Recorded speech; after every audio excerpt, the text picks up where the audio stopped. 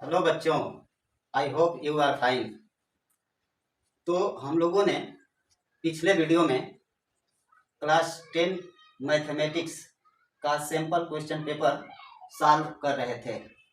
उसी सीरीज को आगे बढ़ाते हुए हम लोग अगले क्वेश्चंस को करेंगे। और जो स्टूडेंट मेरे फर्स्ट वीडियो को नहीं देखे हैं वो जाकर देख लेंगे। उसके बाद इसको देखने से कॉन्सेप्ट और क्लियर हो जाएगा। तो let us start our questions. तो question 6 says that what is the ratio in which the line segment joining to -3 and 5 6 is divided by x axis। ये क्वेश्चन कह रहा है कि दो पॉइंट्स है जिनका कोऑर्डिनेट ये दिया हुआ है और इन पॉइंट्स को ज्वाइन करने वाली जो लाइन सेगमेंट है उसको एक्स एक्सिस डिवाइड कर रही है, काट रही है। तो बताना है कि यह एक्स एक्सिस इस ज्वाइनिंग लाइन सेगमेंट को किस रेशियो में डिवाइड कर रही है, वही हमको फाइंड करना है। तो यहाँ देख लेते हैं। पॉइंट है पहला जिसका कोऑर्डिनेट है 2 -3, क्लियर। और एक दूसरा पॉइंट है जिसका कोऑर्डिनेट है 5 6 और ये लाइन सेगमेंट दोनों पॉइंट्स को जोड़ रही है, क्लियर। आगे, और इस ज्वाइनिंग लाइन सेगमेंट को एक्स एक्सिस ये डिवाइड कर रही है इस पॉइंट पर। सपोज इस पॉइंट का कोऑर्डिनेट है एक्स और वाई ये एक्स एक्सिस है, ध्यान रखना है कि ये एक्स एक्सिस है, क्लियर। आगे, तो ये जो पॉइंट ऑफ इंटरसेक्शन है वहां से एक बिंदु का डिस्टेंस सपोज m है और दूसरे पॉइंट का सपोज n है। तो हमें m और n का रेशियो फाइंड करना है। ओके, तो हम जानते हैं सेक्शन फार्मूला। तो बाई सेक्शन फार्मूला क्या, the coordinate of a point which divides the line segment joining the 2 points x y is equal to m x2 plus n x1 upon m plus n, comma m y2 minus n y1 upon m plus n। Okay, अब आपको पता है कि जो ये dividing point है इसका coordinate x axis पर लाई कर रहा है, स्थिर है। तो एक्स एक्सिस पर अगर कोई पॉइंट स्थित होता है तो उसका जो ऑर्डिनेट होता है यानी कि वाई का वैल्यू वह 0 होता है। क्यों? ये वाई बताता है वाई एक्सिस पर चली गई डिस्टेंस।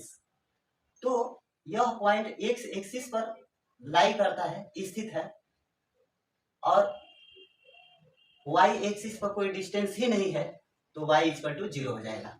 इसका मतलब कि यहाँ पर इस पॉइंट का जो वास्तविक कोऑर्डिनेट बनेगा वह x और 0 बनेगा, 0 इज इक्वल टू। अब इसमें हम पॉइंट्स के कोऑर्डिनेट के वैल्यू को रख देते हैं। तो ये है हमारा x1, ये y1, ये x2, ये y2, क्लियर। अब इन सब का वैल्यू इसमें रखिए। तो m इंटू x2 कितना है? तो 5 प्लस n इंटू x1, तो x1 है 2 अपान m प्लस n, हो गया कामा। और m y2, तो y2 कितना है 6, यहाँ प्लस है, ये प्लस है यहाँ पर।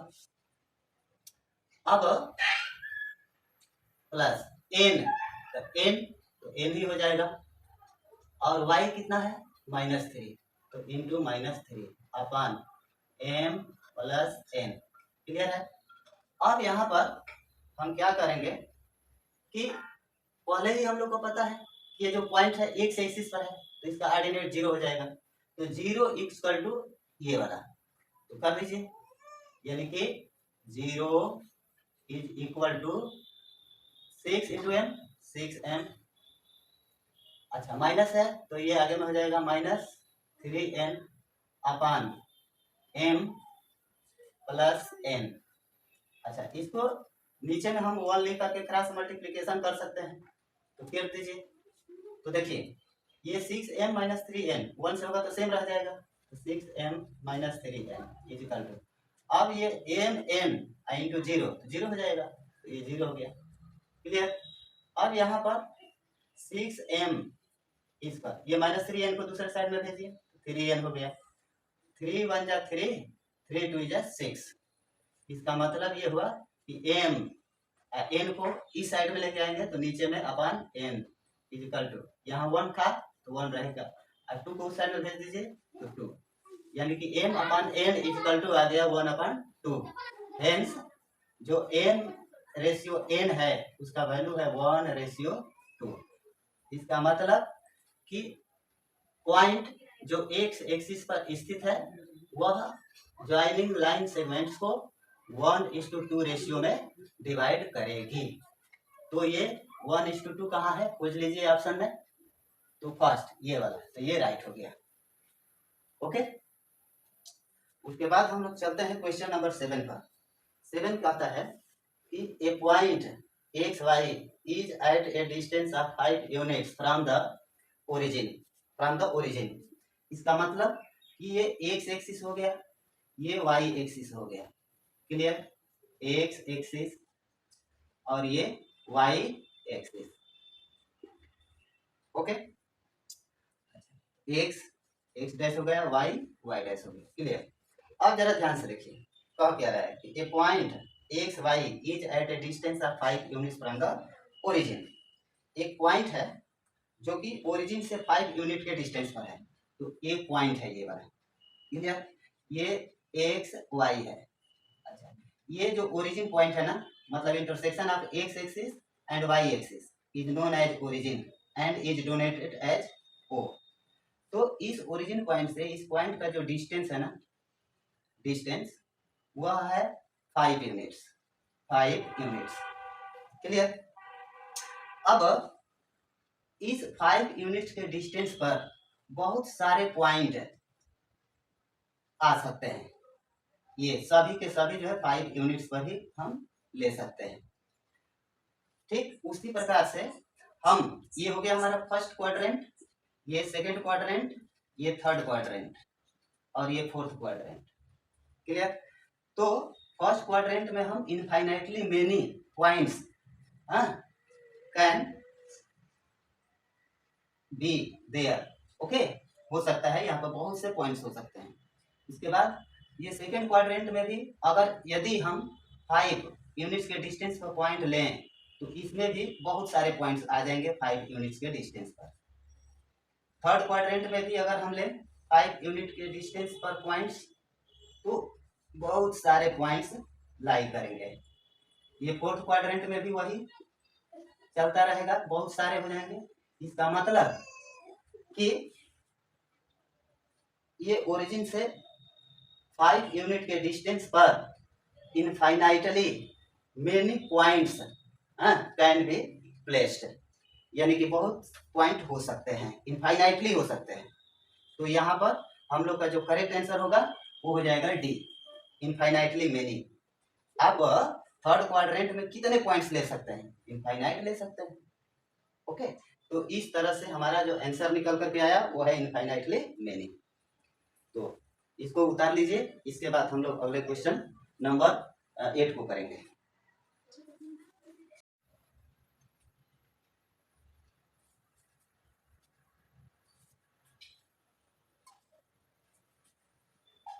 हाँ, तो अब हम लोग नेक्स्ट क्वेश्चन नंबर 8 की तरफ चलेंगे।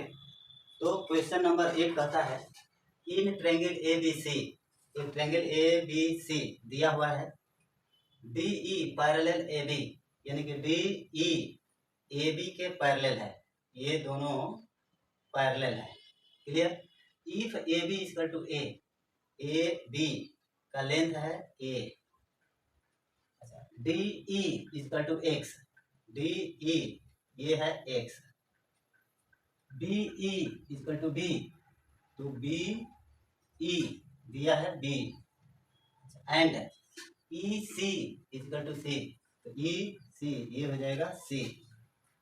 Then x expressed in terms of A B and C is, कहने का मतलब कि इस एक्स को ए बी सी के टर्म्स में एक्सप्रेस करना है और बताना है कि इन चार ऑप्शन में से कौन एक्स का वैल्यू आएगा ए बी सी के टर्म में। तो चलिए शुरू करते हैं। तो ध्यान से देखिए, क्योंकि यह ऑब्जेक्टिव टाइप क्वेश्चंस है तो इसमें हम लोग अपना दिमाग लगाएंगे, एग्जाम में समय बचाने का प्रयास करेंगे। ध्यान से देखिए, यहाँ पर हम लोग दो ट्रायंगल देख रहे हैं, एक छोटा triangle D E C, okay, और एक बड़ा triangle A B C, okay. अब ए डी ई सी और ए बी सी को हम लोग सिमिलर करेंगे, सिमिलर, ओके। तो सिमिलर करने के लिए ध्यान दीजिए कि ये जो एंगल है ना, ये वाला एंगल और ये वाला एंगल दोनों इक्वल होगा, करेस्पॉन्डिंग एंगल्स। क्यों? जब दो पैरेलल लाइंस को एक ट्रांसवर्सल काटती है तो ट्रांसवर्सल के सेम साइड में जो एंगल बनते हैं वो करेस्पॉन्डिंग एंगल्स होते हैं और करेस्पॉन्डिंग एंगल्स इक्वल होते हैं।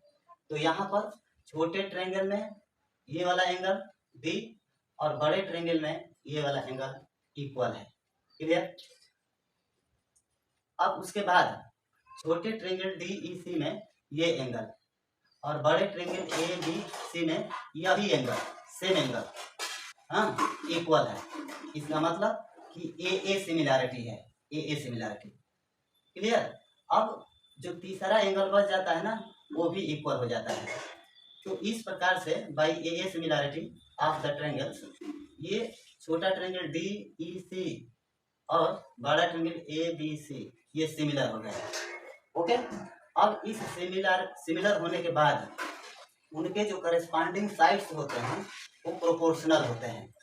इसका मतलब कि छोटे ट्रायंगल में डी ई अपान बड़े ट्रायंगल में ए बी इक्वल टू छोटे ट्रायंगल में सी ई अपान बड़े ट्रायंगल में सी बी, ये प्रोपोर्शनल हो जाते हैं, ओके। ये प्रोपोर्शनलिटी थ्योरम है। अब इसमें वैल्यू पुट कर दीजिए, तो डी ई कितना है, एक्स है, तो एक्स हो गया, एक्स हो गया, अपान ए बी कितना है, तो ये है ए, तो ये हो गया, इजिकल टू सी ई कितना है, तो सी ई ये सी है, तो ये सी हो गया, अपान अब सी बी ये पूरी लंबाई, तो इसमें दो पार्ट है, यानी कि सी भी है और डी भी है, तो C B will be equal to B plus C, इतना पार्ट और प्लस इतना पार्ट, यानी कि बी प्लस सी, तो ये हो जाएगा हमारा बी प्लस सी, क्लियर। अब इम्प्लाई करें, अब क्या कीजिए कि एक्स का वैल्यू निकालना है तो इसको अकेले रखिए लेफ्ट साइड में इसका, और ए जो है नीचे में है, तो जब दूसरे साइड भेजेंगे तो ऊपर चला जाएगा, यानी कि सी ए हो जाएगा, क्रॉस मल्टीप्लिकेशन कर दीजिए सीधा, सी into A, C A upon नीचे में बी प्लस सी, बी नहीं बी प्लस सी। तो इस प्रकार से हमने देखा कि x has now been expressed in the term of A B C, तो C A upon B plus C. Option में खोजिए कहाँ है, तो सी ए मतलब ए सी, इसको ए सी भी लिख सकते हैं, ए सी, ऑप्शन के अनुसार सी ए को ए सी भी हम लिख सकते हैं, तो ए सी ये हो गया, अपान बी प्लस सी, तो बी प्लस यानी कि बी करेक्ट है, ओके। तो हमारा क्वेश्चन नंबर 8 भी हो गया। अब चलते हैं क्वेश्चन नंबर 9 पर। 9 क्या कहता है, इफ वो is centre of a circle, यानी कि ये वो जो है ना इस सर्किल का सेंटर है, and card P Q makes an angle 50 degree with the tangent P are. और एक कार्ड है, कार्ड ये वाला कार्ड पी क्यू। तो टेंजेंट पी आर के साथ यह एंगल बनाता है कितना, 50 डिग्री का, 50 डिग्री का। कह रहा है ना कि chord P Q makes an angle 50 degree with the tangent P R. ये पी आर टेंजेंट है, इसके साथ ये कार्ड पी क्यू 50 डिग्री का एंगल बना रहा है at the point of contact P, point P पर। Then the angle subtended by the chord at the centre is. तो जो ये कार्ड पी क्यू है वो सर्किल के सेंटर पर, मैंने यहाँ पर ये कार्ड पी क्यू यहाँ पर कितना डिग्री का एंगल बनाएगा, यही फाइंड करना है। तो देखो कैसे फाइंड करते हैं, ध्यान दीजिए। आपको पता है कि सर्किल के किसी पॉइंट पर से अगर टेंजेंट ड्रा किया जाए तो ये जो टेंजेंट होता है ना वो रेडियस के साथ 90 डिग्री का एंगल बनाता है। It means the tangent is perpendicular with the radius of a circle. Okay, तो ये 90 डिग्री का एंगल है। तो अब बताइए 90 में से ये 50 दिया है तो ये जो बचा हुआ कितना हो जाएगा, 40 डिग्री का हो जाएगा, 40 डिग्री का। अच्छा, ये 40 डिग्री जो है किसके सामने बना हुआ एंगल है, तो ओ क्यू के सामने। अब ओ क्यू क्या है, तो रेडियस है। तो यदि ओ क्यू रेडियस है तो ओ पी भी तो रेडियस है। इसका मतलब कि ओ क्यू के सामने का एंगल अगर 40 डिग्री है तो पी ओ के सामने भी 48 डिग्री होगा। क्यों, क्योंकि दोनों रेडियस हैं और ये रेडियस इक्वल एंगल बनाएंगे 40-40 का। तो अब ट्रेंगल पी ओ क्यू में, ध्यान से सुनिए, in triangle P O Q में sum of all the angle is 180 degree. Sum of all angles of a triangle is always 180 degree. Clear. और उसमें से दो एंगल 40-40 का दिया है तो तीसरा एंगल कितना हो जाएगा, तो 40 और 40 80, इसमें से -80 कर दीजिए तो बच गया 100 डिग्री। तो ये जो एंगल है ये 100 डिग्री का हो जाएगा। कितने डिग्री का, 100 डिग्री का। अब ऑप्शन में खोज लीजिए 100 डिग्री कहाँ है, बी, यहाँ है, correct. So in this way we have completed 4 questions in this video. Okay, next question will be done in the next video. Till then, enjoy your study. Thank you to all.